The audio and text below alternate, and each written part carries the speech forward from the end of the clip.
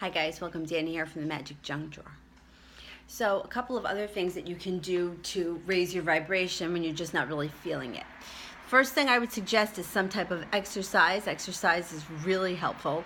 Singing, dancing, spending time out in nature helps. You can take a bath with salt. That absorbs negativity. You just watch all that negativity go right down the drain. Anything creative like coloring, making jewelry, pottery, anything like that, painting, it can be very therapeutic. And once you get your mind off of what it is that you're trying to manifest, that's when it shows up. So that's what I love about spell work. Because I gotta say, my whole, I came to the law of attraction through tarot reading and spell work. And why would you have a tarot reading if you can control the outcome? If you're creating your destiny, why have a tarot reading? And I did a video about that. But basically, you can take a look into what's going on into the situation right now. It doesn't mean you can't change it. Change the way you think about the situation will start to turn around. The spell work, I for so long studied things like this, and everything always came back to it's the power of your intention. It's the power of your intention. It doesn't matter if you use a red candle, a white candle, a green candle. That is secondary. But what is great about doing a spell and doing it yourself is the focus that you're putting into this candle. So you're making the holes in it. You're anointing it with oil. You're putting the herbs in it. If you're getting that fancy, and then you light the candle, you let it burn for a little while, or you let it burn completely. But once it's done, you let it go, you walk away from it. So you set this intention, you are focused on it. If you use a glass candle, you could write your petition on the outside. You can write your petition on a brown paper. You can do it any way you like. There's no right and wrong. It's all about your intention. So putting it out there and really taking a moment to channel it and focus on it puts it out there, and then the forgetting about it lets it go, puts it out there, and you forget about it. Now you go do something else. Now the candle is burning and you're into painting your bedroom. Your mind is no longer on what the candle was doing, and now you've detached from it.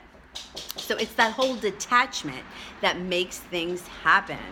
So focus your energy, detach from it, get distracted, go do something else.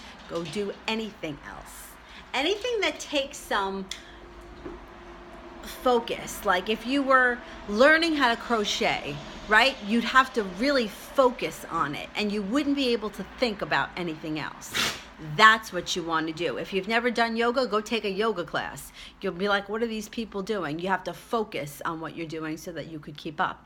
Take a Zumba class. I have 2 left feet. Forget it. I would be like, if you've ever seen this just came up when I went to teach. I was telling somebody.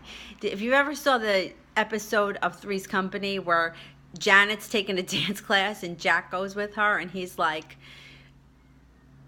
straddling the ballet bar, he's going the wrong way, he's getting punched in the gut. That's me in a dance class. I'm Jack.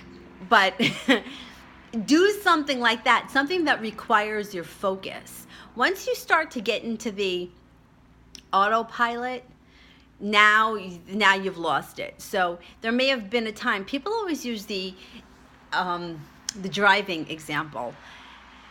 When you first start driving, you're really holding onto the wheel and you want to make sure that you don't hit the curb and is there enough space. And after you've been driving for a little while, before you know it, you have a cup of coffee in your hand, you're putting your lipstick on with the other, it becomes second nature. When something becomes second nature and you no longer have to think about it, I don't think that activity is helpful anymore, because I don't think that you have to focus on it enough. So it gives you a chance for your mind to wander.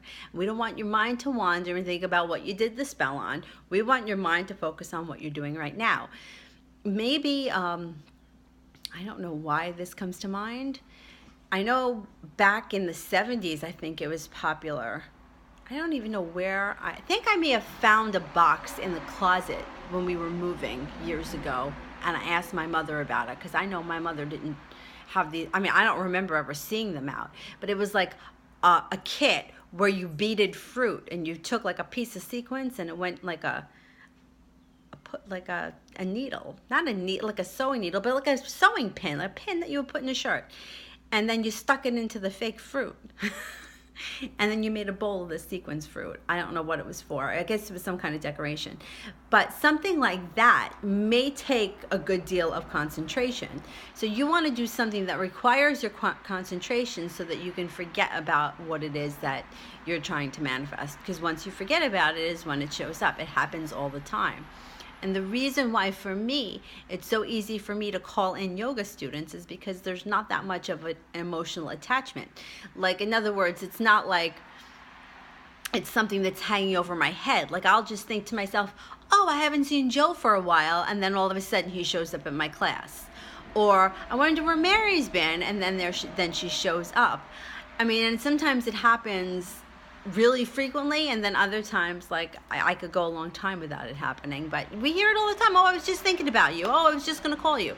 Yeah, well, you detached from it, you forgot about it, and then the person called you. Hey, you could do it with anybody, but we get so hung up on whatever it is that we're trying to fix, manifest, make happen, and it just doesn't work like that. You just have to learn how to let it go, and it's difficult, but like I said, like with everything else, it's a practice, it's a process, and you'll get the hang of it, and it will start to change things. And once you start to see change happen, that's when you start to get really sold on it. Then that's when you're like, okay, this works. So I just need to believe in it, and I just need to do it and stop with the negativity.